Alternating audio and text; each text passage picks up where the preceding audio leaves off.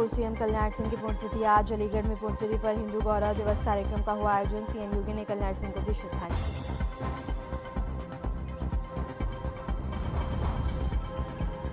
एटा में सीएम योगी ने cement plant का किया शुभारंभ। 800 करोड़ की लागत से बने प्लांट से जिले को मिलेगी नई पहचान। हजारों लोगों को मिलेगा रोजगार।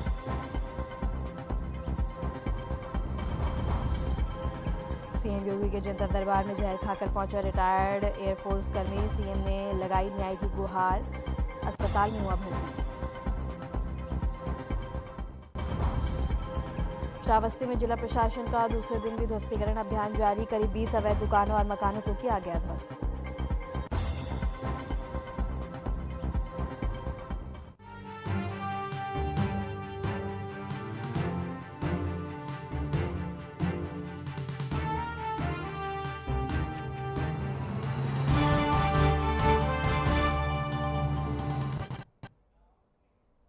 नमस्कार, आपका बहुत बहुत स्वागत है। मैं हूं आपके साथ वर्षा शर्मा। रुक करेंगे उत्तर प्रदेश की खबरों की ओर। उत्तर प्रदेश के मुख्यमंत्री योगी आदित्यनाथ ने अलीगढ़ में बता दें कि कल्याण सिंह की चौथी पुण्यतिथि पर उन्हें श्रद्धांजलि अर्पित करी और इसके साथ ही बता दें कि तीसरे हिंदू गौरव दिवस के अवसर पर आयोजित कार्यक्रम में सीएम योगी ने शिरकत करी और इसके साथ ही बता दें कि कल्याण सिंह को उनकी चौथी पुण्यतिथि पर श्रद्धांजलि अर्पित भी करी। इसके साथ ही इस दौरान सीएम ने कहा कि कल्याण सिंह ने एक शिक्षक और इसके साथ ही बता दें कि चौथी पुण्यतिथि और तीसरे हिंदू गौरव दिवस के दौरान सीएम योगी आदित्यनाथ ने शिरकत की।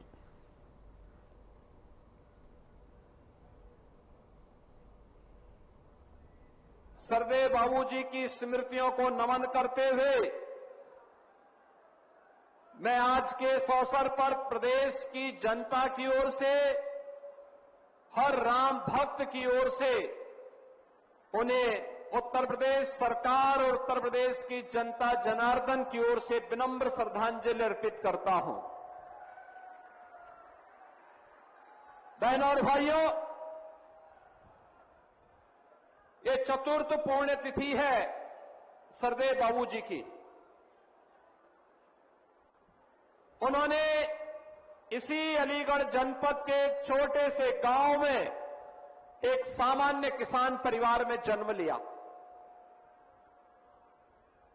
राष्ट्रीय स्वयंसेवक संघ से बचपन में राष्ट्रीयता के संस्कार प्राप्त किए।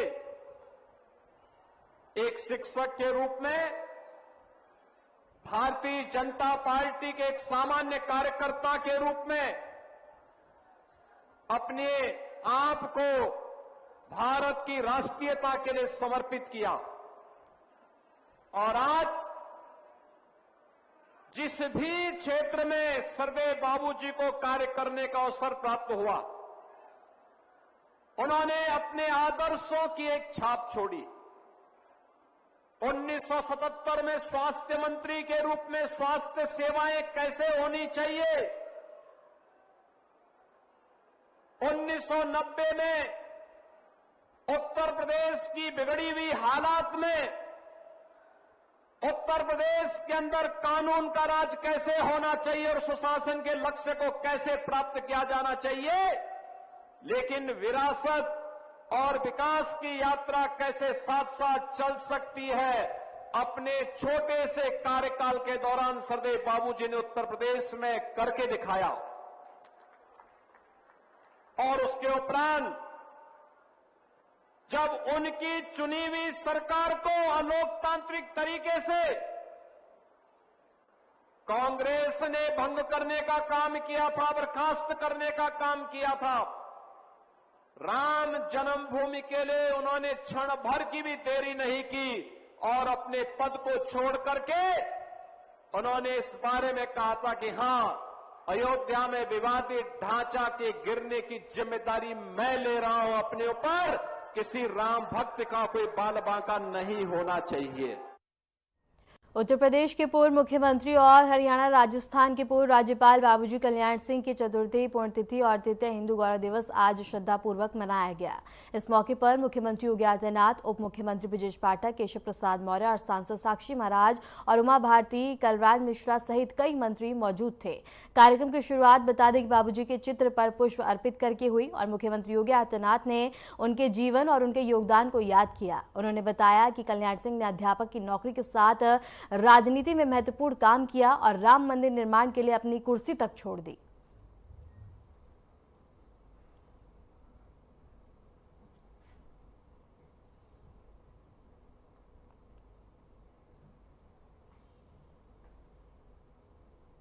राज्यपाल और पूर्व मुख्यमंत्री बाबूजी कल्याण सिंह की आज पुण्यतिथि मनाई गई अलीगढ़ में, जहां सैकड़ों नेता और यहां अपने योगी आदित्यनाथ जी मौजूद रहे, जिन्होंने श्रद्धापूर्वक तरीके से यहां पर श्रद्धांजलि को अर्पित किया। यहां मेरे साथ गांव के कुछ लोग मौजूद हैं, मैं इनसे बातचीत करूंगी कि आज बाबूजी की जो श्रद्धांजलि दी गई है उस विषय में योगी आदित्यनाथ जी भी आए थे और इस कार्यक्रम को लेकर क्या कहेंगे। नमस्कार भैया, क्या नाम है आपका? हरपाल सिंह जी। अच्छा, क्या कहेंगे आज बाबूजी की श्रद्धांजलि दी गई है इस तरीके से, क्या कहेंगे? बाबूजी तो एक बहुत मतलब अच्छे नेता है जी, मतलब ऐसा मतलब नेता कोई मतलब उत्तर प्रदेश में कोई मुख्यमंत्री बन नहीं सकता जी आगे भी। इतना मतलब देश के ऊपर मतलब ऐसा काम करा जी प्रदेश में, मतलब कोई नहीं कर सकता जी। बस इससे बड़ी श्रद्धांजलि कोई हो नहीं सकती जी। शिक्षा के क्षेत्र से वो एकदम ऊपर अपना राजनीति उन्होंने स्टार्ट की थी, क्या कहेंगे इस विषय में आप? शिक्षा के लिए, शिक्षा के क्षेत्र में बाबूजी ने इतना बढ़िया काम किया कि जो नकल अध्यादेश को जारी करके नकल खड़ा करके अच्छे छात्रों को जो आगे पढ़ने का मौका दिया, ये सब बाबूजी की देन रही है। और बाबूजी ने एक काम बहुत अच्छा किया था कि भय मुक्त समाज का नारा किसी भी मुख्यमंत्री ने नहीं लगाया था, बाबूजी ने लगाया था और भय मुक्त समाज उन्होंने करके भी दिखाया। आज हमारी बहन बेटी रोड पर बड़े आराम से चली जाती है, कोई उसे छेड़ने वाला नहीं है। इससे पहले बहन बेटियों को घर से निकलने में बड़ी दिक्कत होती थी, लेकिन आज हमारी बहन बेटी बड़े इत्मीनान के साथ और बड़े गर्व के साथ जो है शिक्षा के लिए लोगों में इस तरह से उत्साह देख रहे हैं कि बाबूजी की आज जैसे पुण्यतिथि में लोग उनको याद कर रहे हैं, उनकी स्मृतियों को याद कर रहे हैं। वैसे कुछ लोग और मौजूद है, क्या कहेंगे बाबूजी की आज पुण्यतिथि के बारे में? बाबूजी के जैसे हिंदू समाज के, लोधी समाज के लिए बहुत कुछ किया है, मगर और जनता के लिए भी सही किया है। बाबूजी को किन बातों को लेकर आप याद करते हो? जो कि हिंदू समाज की पहचान है हमारी, कि हिंदू हैं हम, गर्व से कह सकते हैं हम हिंदू हैं। जैसे बाबूजी के विषय में आप क्या कहेंगे? बाबूजी की पुण्यतिथि थी, योगी आदित्यनाथ जी आए थे और उनको विचार सुनकर आपको क्या अनुभव हुआ, क्या कहना चाहेंगे? योगी आदित्यनाथ ने जी मतलब ये सभी का मतलब इनका सहयोग रहा जी। हम तो एक बात कहेगी, मतलब ऐसा काम करा प्रदेश में, मंदिर वाला काम ऐसा मतलब किसी ने नहीं करा था। इतना मतलब 70 साल तक का मामला था जी, सिर्फ बाबूजी ने, कल्याण सिंह जी ने कराया काम, किसी नेता ने नहीं करा जी। इससे बड़ी मतलब श्रद्धांजलि हो नहीं सकती जी। क्या कहेंगे भैया बाबूजी के लिए? वही कह देंगे क्या कहेंगे भैया बाबूजी? बाबूजी कल्याण सिंह बहुत अच्छे थे और बहुत नेता बढ़िया थे। जय हो, धन्यवाद। मैं तो ये कहता हूँ बाबूजी कल्याण सिंह जैसे और नेता चाचे हों और बाबा योगी जैसे हों, जिन्होंने हम लोगों को। उनकी कौन सी बातें हैं उनको याद करके आज उनको आप याद कर रहे हैं? बाबूजी कल्याण सिंह ने राम मंदिर बनाया, बहुत अच्छा राम मंदिर बनाया। हम लोग सब लोग दर्शन करने जाते हैं, इसी में हम शुक्रिया। जैसा कि यहाँ गांव वालों के द्वारा बताया जा रहा है कि बाबूजी के द्वारा काफी अच्छे कार्य किए गए, भेदभाव को मिटाया गया और यहाँ पे एकजुटता दिखाई गई है। बाबूजी के द्वारा अच्छे कामों के कारण ही यहाँ की जनता उनको याद करके आज उनकी श्रद्धांजलि अर्पित करने के लिए आई है। लाखों संख्या में भीड़ एकत्रित हुई है, जिन्होंने यहाँ पर आकर उनको बाबूजी को श्रद्धांजलि दी है। मैं शशि गुप्ता अपने सहयोगी अक्षय गुप्ता के साथ। उत्तर प्रदेश के मुख्यमंत्री योगी आदित्यनाथ ने एटा में विकास को नया आयाम दिया है। उन्होंने बता दें कि मलवान क्षेत्र में श्री सीमेंट प्लांट का शुभारंभ किया। यह ऐसी परियोजना है जो एटा को बता दें कि पूरे विकास की रफ्तार देती हुई नजर आएगी और इसके साथ ही लोगों को इससे रोजगार भी मिलेगा और साथ ही इससे बड़ी संख्या में लोगों को रोजगार भी मिलेगा। इस दौरान सीएम ने विपक्ष पर तीखा हमला बोला। सीएम योगी ने कहा कि पहले इस देश को मुगलों ने लूटा, फिर अंग्रेजों ने तबाह किया और जो कुछ बचा रह गया था उसे कांग्रेस और समाजवादी पार्टी की सरकारों ने लूटकर देश और प्रदेश की जनता को एक संकट में धकेल दिया।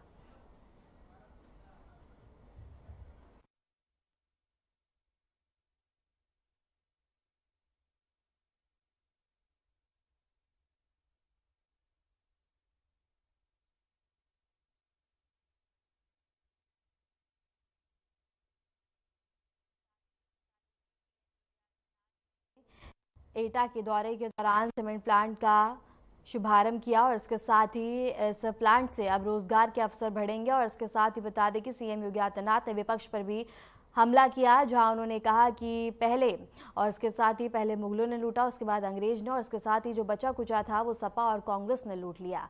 इसके साथ ही बता दें कि सीएम योगी आदित्यनाथ ने कहा कि नई राजनीति पारदर्शिता पर आधारित है।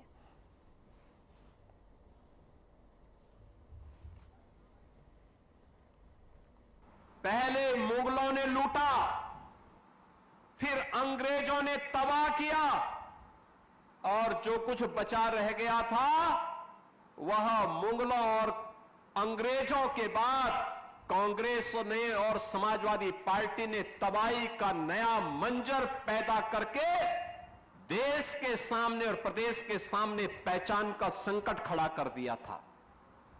याद करिए 1960 तक जो देश दुनिया की छठी अर्थव्यवस्था रही हो, वह देश 2014 तक आते आते आगे बढ़ने की बजाय दुनिया के अंदर हमारा स्थान अब 6 से 11वें स्थान पर आ गया। 11वें में प्रधानमंत्री मोदी जी के समय 11वें स्थान की अर्थव्यवस्था होने के बाद जब मोदी जी ने प्रयास प्रारंभ किया, विकास के माध्यम से एक मंत्र देशवासियों को दिया कि विकास सबका होगा, साथ सबका लेंगे, बिना भेदभाव के हर एक जगह का विकास करेंगे। परिणाम आया, आज भारत दुनिया की चौथी बड़ी अर्थव्यवस्था बन गई है और आने वाले 2 वर्ष में भारत दुनिया की तीसरी बड़ी अर्थव्यवस्था होगा। भारत का तीसरी बड़ी अर्थव्यवस्था होने का मतलब दुनिया के सामने भारत की एक उज्जवल छवि दुनिया के सामने भारत की ताकत का एहसास कराएगा। दुनिया के सामने भारत के लिए, अपनी भारत के नागरिकों के लिए पहचान का संकट नहीं खड़ा होगा। भारत ने अगर इस यात्रा को आगे बढ़ाया है तो उत्तर प्रदेश ने भी अपनी इस यात्रा को प्रधानमंत्री मोदी जी के मार्गदर्शन में सफलतापूर्वक आगे बढ़ाने में मदद की और उसे आज जिस बात का हकदार उत्तर प्रदेश था, उत्तर प्रदेश को उसकी उस स्थिति तक पहुंचाने के लिए भरपूर प्रयास किया। पिछले 8 वर्ष में डबल इंजन की भारतीय जनता पार्टी की सरकार के प्रयासों का सुपरिणाम है कि प्रदेश, जब हम लोग आए थे 2017 में, यह उत्तर प्रदेश देश के अंदर 7वें स्थान पर गिना जाता था और आज उत्तर प्रदेश देश के अंदर नंबर 2 की अर्थव्यवस्था बन चुका है। बहनों और भाइयों, ये तब हो पाया जब सुरक्षा का वातावरण था। इन गुंडों के खिलाफ, सत्ता पोषित गुंडों के खिलाफ, पेशेवर माफियाओं के खिलाफ जब कार्रवाई हुई तो उस कार्रवाई का परिणाम था कि निवेशकों में एक नई आशा की किरण फूटी। उनको लगा कि नहीं, अब हम सुरक्षित हैं। दंगाइयों के खिलाफ कार्रवाई की गई तो प्रदेश के अंदर लोगों के मन में एक विश्वास पैदा हुआ कि हमें विकास की बात करनी है। और जब यह देश विकास के पथ पर अग्रसर हो, उत्तर प्रदेश अपने आप को उससे अलग नहीं कर सकता है, क्योंकि देश की आबादी का हर 6ठा व्यक्ति उत्तर प्रदेश में निवास करता है।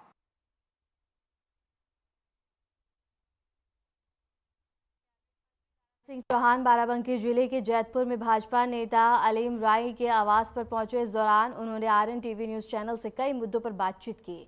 साथ ही यूरिया खाद की कालाबाजारी को लेकर कहा कि योगी सरकार इस मुद्दे पर बेहद गंभीर है और इसके साथ ही सक्रियता से कार्य कर रही है। उन्होंने भरोसा दिलाया कि प्रदेश भर में किसानों तक जल्द ही पर्याप्त मात्रा में यूरिया खाद पहुँचाने के लिए हर संभव कदम उठाए जा रहे हैं।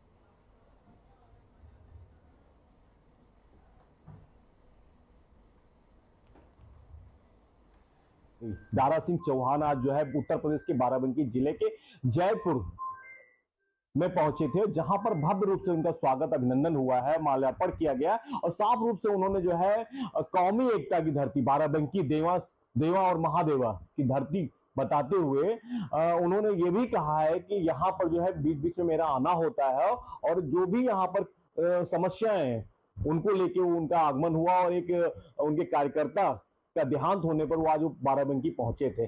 और हमारे बीच में नेताजी हैं, अलीम नेताजी, जिनके यहाँ वो भाजपा के काफी तेज तर्रार नेताजी हैं और इनके द्वारा नेतृत्व में लगातार जो है मतलब आमजन और जनता ने बड़ी संख्या में भाजपा कार्यकर्ताओं नेताओं ने उनका स्वागत भी किया। आइए जानते क्या कहना है। जी बाराबंकी देवा महादेवा धरती पर आज कारागार कैबिनेट मिनिस्टर श्री दारा सिंह चौहान जैतपुर आए। उनका जोरदार स्वागत किया गया और हमारे उनके संबंध 10 साल पुराने उनके साथ में रहते हैं। साथ में उन्होंने ही 2017 से पहले ही हमको भारतीय जनता पार्टी में जैतपुर आके शामिल किया था। तब से हम उनके साथ में लगातार ईमानदारी से हम लोग भारतीय जनता पार्टी में जुटे हैं।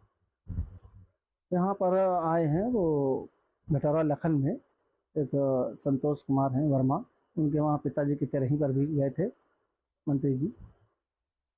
नहीं, एक और भी मामला जैसे कौमी एकता की धरती और इस समय देवा में जो है आयोजन भी होने जा रहा है। देवा शरीफ में जो कौमी एकता और हिंदू और मुस्लिम धर्म के लिए बहुत बड़ा जो स्थान भी बाराबंकी में माना जाता है। तो ऐसे में जैसे मंत्री का आगमन हुआ आपके यहाँ, तो किस प्रकार जो है उनका स्वागत और अभिनंदन किया गया और क्या आगे भाजपा की रूपरेखा और क्या तैयारियां चल रही हैं?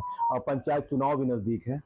पंचायत चुनाव में भी हम लोग ज़्यादा से ज़्यादा हम लोग प्रमुख और प्रधान लोग जीतेंगे और कारागार मिनिस्टर साहब यहाँ के प्रभारी मंत्री भी रह चुके हैं इससे पहले और यहाँ की जनता दारा सिंह चौहान कैबिनेट मंत्री को बहुत चाहती है। तो क्या लगता है, उन्होंने एक बात और भी कही है कि उत्तर प्रदेश भर में इस समय यूरिया के मामलों को लेकर जहां विपक्ष जो है सरकार पर हमलावर हो रहा है और लगातार नेपाल देश तक जो है कालाबाजारी होने के ठीकरे फोड़े जा रहे हैं और तमाम किसान संगठनों द्वारा जो उतरकर हंगामा किया जा रहा है, इसको लेकर उन्होंने कहा है कि मतलब किसानों तक खाद पहुंचाई जाएगी। इस मामले को कैसे किस प्रकार सरकार सक्रिय होकर निपटेगी? हम उत्तर प्रदेश के सीएम श्री योगी आदित्यनाथ जी महाराज जी, वो बहुत ही ईमानदार मुख्यमंत्री है। तो यूरिया की कोई खास समस्या नहीं, ये तो विपक्ष वाले सब उंगली उठाते ही रहते हैं। तो सबसे ईमानदार महाराज जी यहाँ के इतना अच्छा काम करते हैं, इसलिए देखिए साफ रूप से अगर हम बात करें जो भाजपा के तेज तर्राम नगर उपाध्यक्ष हैं नेताजी, इनका साफ रूप से कहना है कि आज जहां मंत्री जी का दौरा हुआ है और इसी के साथ जो उत्तर प्रदेश भर में बड़ी समस्या है यूरिया खाद को लेकर, वो भी जो है उत्तर प्रदेश योगी सरकार के नेतृत्व में जहां जहां किसानों तक नहीं पहुंच रही है, वो पहुंचाने का युद्ध स्तर पर काम किया जाएगा। और बड़ी बात तो ये सामने निकल के आ रही है कि जो लोग कालाबाजारी कर रहे हैं उन पर भी जो है योगी सरकार की गाज गिरेगी। आप देखना होगा कि आज मंत्री का बड़ा बयान आया है जिसके बाद किसानों तक यूरिया पहुंचाने का काम भी किया जाएगा। इसी के साथ देवा और महादेवा की कौमी एकता की धरती, मतलब हिंदू और मुस्लिम का मतलब एक बहुत बड़ी बात उन्होंने कही है कि मतलब हर समुदाय हर धर्म का यहाँ पर स्वागत किया जाता है।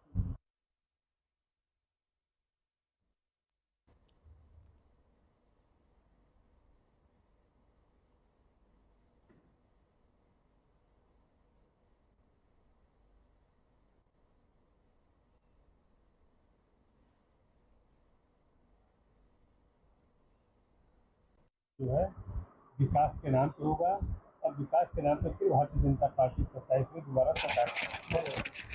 लेकिन जो एक मतलब बात आ रही है कि बाराबंकी जनपद में भी जो घटनाएं दर हुई सभी इसमें जो है मतलब शासन की कमी से जो कौन सा आपकी जो करंट से मौतें हुई थी महादेव आपकी जो है हैदरागढ़ में मंदिर है महादेव का। बाराबंकी के रामनगर स्थित महादेवा धाम कॉरिडोर पर तेजी से काम शुरू हो चुका है। इसे मुख्यमंत्री योगी आदित्यनाथ का ड्रीम प्रोजेक्ट बताया जा रहा है। जिला प्रशासन पूरी तरह से सक्रिय है और कॉरिडोर निर्माण को समयबद्ध तरीके से पूरा करने पर जोर दिया जा रहा है। जिलाधिकारी शशांक त्रिपाठी ने बुधवार को ध्वस्तीकरण कार्यों का निरीक्षण किया और अब तक 60 से ज्यादा अधिक मकान और दुकान हटाए जा चुके हैं। शेष परिसंपत्तियों को हटाने का कार्य भी तेजी से जारी है। डीएम के निर्देश दिए और श्रद्धालु की सुविधा के लिए पार्किंग और मार्ग व्यवस्थाएं पहले से ही सुनिश्चित की जाए। और इसके साथ ही बता दें कि कार्य की प्रगति पर प्रशासन की लगातार नजर बनी हुई है।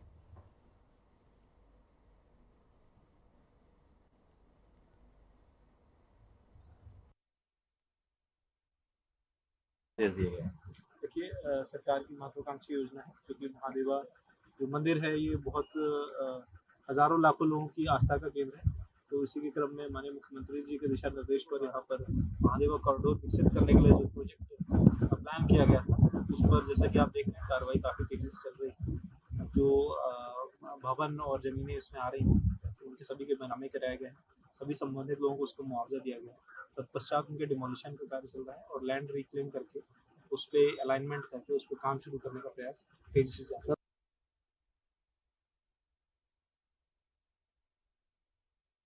आजमगढ़ के अचौलिया थाना क्षेत्र से दिल दहला देने वाली वारदात सामने आई है, जहां बेटे ने ही अपनी मां की जान ले ली और मामूली विवाद ने खूनी रूप ले लिया। इसके साथ ही हथियार से किए गए हमले में मां की मौत हो गई। इलाके में सनसनी है और परिजन सदमे में है और पुलिस आरोपी बेटी की तलाश में जुट गई है।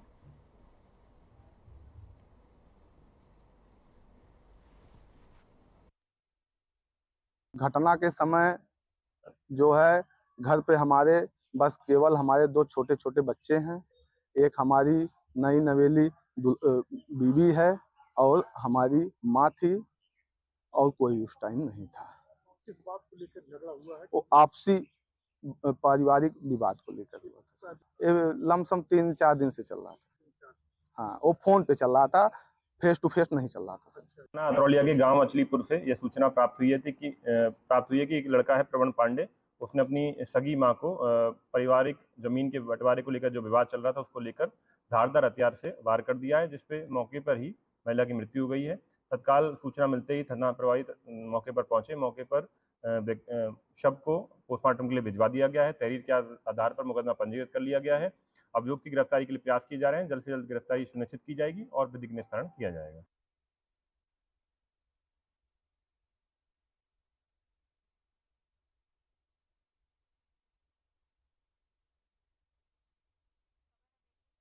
खेत में जहरीली दवा डालने के विवाद ने 2 जिंदगियां नील ली। मामूली कहासुनी ने ऐसा विकराल रूप लिया कि सगे रिश्तों का खून बह गया।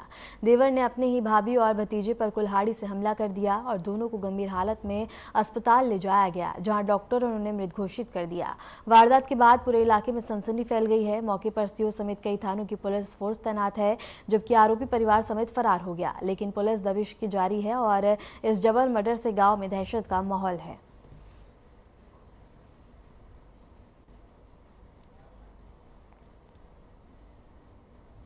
सर घटना हुई, हमारा भांजा को हमारे बहन को मार दिया सर। सर उसको फांसी होना चाहिए बस सर। सर हमारी दीदी हमारा भांजा है आकाश। सर ये खेत के बारे में सर, ये खेत लिखवा लिए भी है सर, उसके बाद बोल रहे हैं वो भी छोड़ दो, जो मिला है वो भी छोड़ दो। देखिए, एक थाना मुसाफिर खाना क्षेत्र अंतर्गत ग्राम रुदौली से सूचना प्राप्त हुई कि एक ही परिवार में एक व्यक्ति द्वारा अपनी ही सगी भाभी और उनके बेटे पर हमला किया गया है।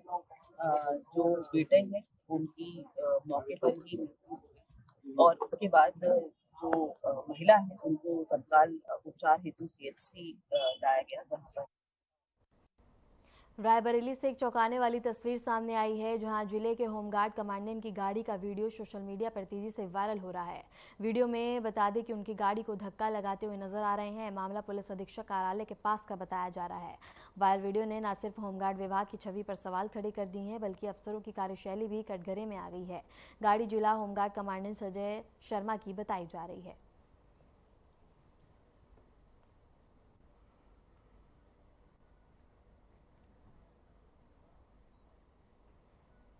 गाजीपुर में फिल्मी अंदाज में एनकाउंटर हुआ, जहां शेरपुर मोड़ पर जामिया थाने की संयुक्त पुलिस टीम और शातिर बदमाशों के बीच ताबड़तोड़ फायरिंग हुई।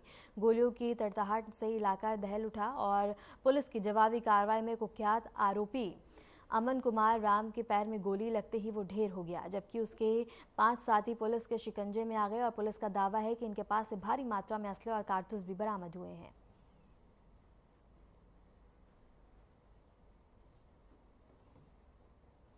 बीती रात में थाना गहमर में सेवरई चौराहा है, वहाँ पर चोरी के वारदात को रोकने के लिए अभियान चलाए जा रहे थे और उस क्रम में हमारी गहमर थाने की पुलिस फोर्स जो है वहाँ पर प्रॉपर चेकिंग कर रही थी, गश्त कर रही थी। उसी समय मुखबिरी खास के माध्यम से सूचना प्राप्त हुई कि कुछ बदमाश जो है वहाँ पर एक प्राथमिक विद्यालय है शेरपुर, उसके पास में बैठे होकर इकट्ठे होकर एक बिजनेसमैन की हत्या का प्लान बना रहे हैं। वहाँ पर तत्काल पुलिस हमारी बल मौके पर पहुँची है, तो वहाँ से पूछताछ शुरू की है उनसे। जैसे उनसे बातचीत करने का प्रयास की है, वैसे ही जो है तत्काल बदमाशों की तरफ से पुलिस पर फायरिंग की है। श्रावस्ती जिले के भिनगा सामुदायिक स्वास्थ्य केंद्र को स्वास्थ्य सेवाओं के क्षेत्र में एक बड़ी सौगात मिली है। अब यहां मरीजों को बेहतर इलाज, तेज जांच रिपोर्ट और सस्ती दवाइयों की सुविधा एक ही स्थान पर उपलब्ध होगी। मुख्य चिकित्सा अधिकारी डॉक्टर A.K. सिंह ने जन औषधि केंद्र और अत्याधुनिक बायोमेट्रिक्स मशीन का उद्घाटन किया। इस अवसर पर उन्होंने बताया कि अब मरीजों की जाँच रिपोर्ट घंटों में नहीं बल्कि महज 1 घंटे में मिल सकेगी, जिससे इलाज में तेजी आएगी।